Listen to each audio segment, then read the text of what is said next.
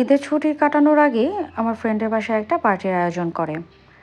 যদিও আমি লেটে পৌঁছাই, তো সেখানে অনেক মজা হয়েছিল। অনেক মানুষজন ছিল, আমার এক্স কলিগরা ছিল, আমরা ৩ ফ্রেন্ড ছিলাম। এই তো সব কিছু মিলে খুব ভালো একটা সময় কাটাইছি। একটা পার্টিও হয়েছে ছোটোখাটো। তো আপনাদের সাথে এখন শেয়ার করব সেদিন কি কি হয়েছিল আর কি পার্টি করেছিলাম। আসসালামু আলাইকুম, কেমন আছেন আপনারা সবাই? ঈদের আগে সবাই ছুটির জন্য অস্থির হয়ে থাকে।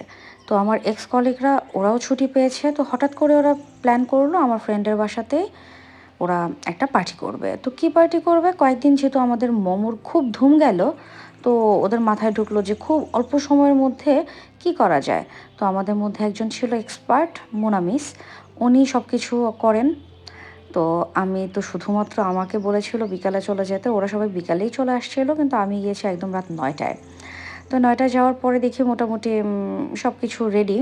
আমি জাস্ট একটুখানি রান্নার প্রসেসিংটা দেখলাম কীভাবে কী করতেছে, আর কিছু এলোমেলো ভিডিও করলাম, যেহেতু ভিডিওর কোনো আগামাথা নাই, একদম এলোমেলো। যখন যেটা ভালো লাগছিল সেই ক্লিপগুলোই নিচ্ছিলাম। আর এখানে আমি মোনামিসকে জিজ্ঞেস করছিলাম, আপনি কীভাবে মোমো বানালেন, মানে এটাতে কী কী দিয়েছেন। যেহেতু মোমোটা আমি কখনো বানাইনি, আমার কাছে কেন যেন এটা মনে হতো মানে এটা একটা ভেজাল্লা খাবার, এটা মনে হয় আমার দ্বারা হবে না। তো মোনামিসকে দেখলাম এত সুন্দর করে মানে রেডি করছিল, ওনার মোমো বানানো দেখে আর ওনার প্রসেসিং দেখে আমার খুব ভালো লাগছে। তো আমি ভাবছি যে না, এটা আমাকে বানাতে হবে, কারণ আমি এটা পারবো। সবাই মিলেমিশে ওনাকে হেল্প করতেছিল। এখানে চিকেন ছিল, পেঁয়াজ, কাঁচামরিচ, ব্ল্যাক পেপার, তারপর সয়া সস, টমেটো কেচাপ, আরও অনেক কিছু। ওইটার ডিটেলস আমি মোমো বানানোর রেসিপিতে আপনাদেরকে পরে বলে দিব। আর দেখেন একদম ইজি কিন্তু বানানো, মানে আমি ভাবতাম কি আল্লাহ, এটা আমার দ্বারা কখনোই হবে না।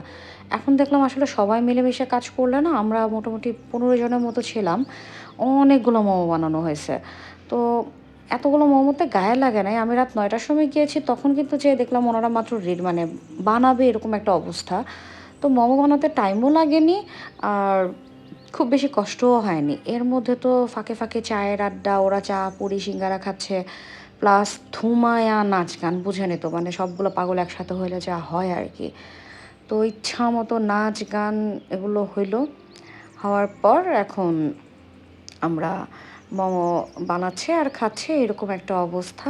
তো যাই হোক, আমার কলিগগুলো খুবই ভালো, ওদেরকে আসলে ওদের সাথে আমার মর্নিংটাও খুব ভালো। আর আমরা ৩টা ফ্রেন্ড ছিলাম, জলি, হ্যাপি আর আমি, আর বাকি আমার কলিগরা।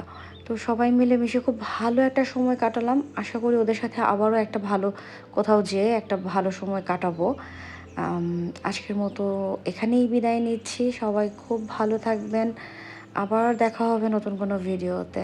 আল্লাহ হাফেজ।